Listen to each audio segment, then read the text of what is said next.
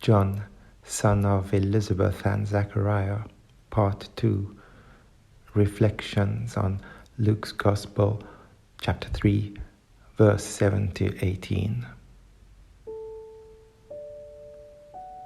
Never mincing his words, John called those who came out to be baptized by him a brood of vipers.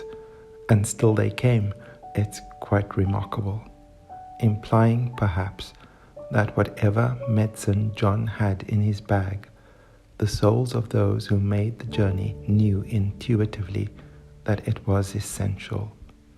And so they came to him in droves. There must have been some truth in what John called them, for they offered no objection, and nor did they become offended. But his mantra, repent, was more than a name-calling or shaming. It was a fire-filled invitation to go beyond the mind his audience was in and to return to the heart of what religion is more honestly about. That all are welcome, no one is excluded, even collaborators and those who were trained in the art of war.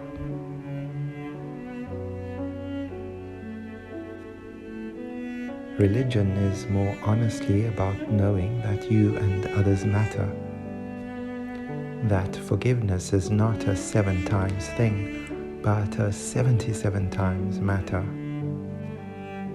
An eternal invitation to know more honestly that we are more than the mistakes we make, the paths we choose, the roads we travel. Grace abounds. Religion more honestly offers course corrections and healing alternatives, profound turning points to go beyond the mind we're in.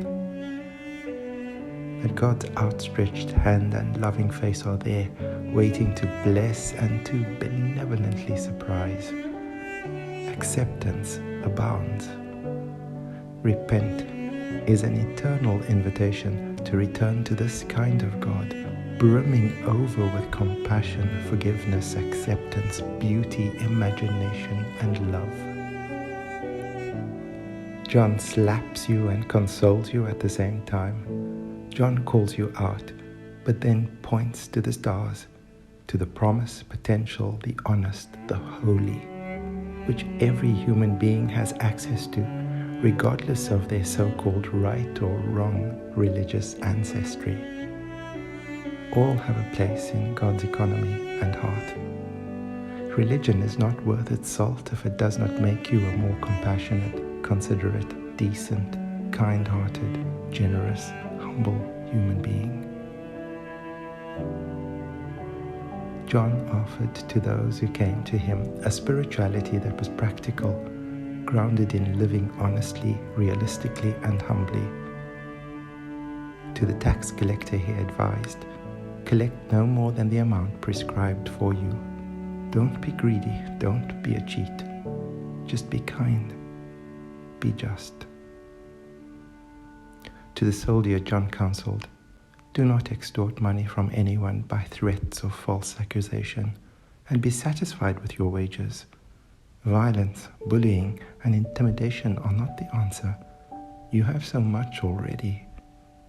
And because his heart stood in solidarity with the most vulnerable, John said to the general crowd, whoever has 2 coats must share with anyone who has none, and whoever has food must do likewise. They stood on the bank of the Jordan, trembling and feeling undeserving, as if new hearts were being handed out to them.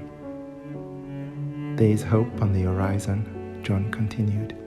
Another is coming, and you will be surprised by his presentation.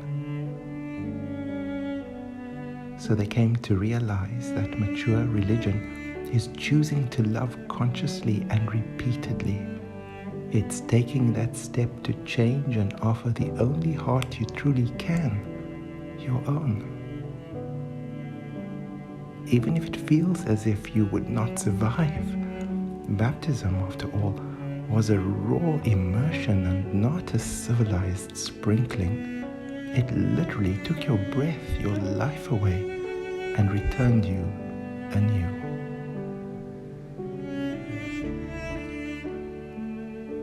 I will be with you when you emerge on the other side, John said to those who had the guts to step in. Looking into daylight, John smiled and said, and the stars will be there too. Who is willing to step in?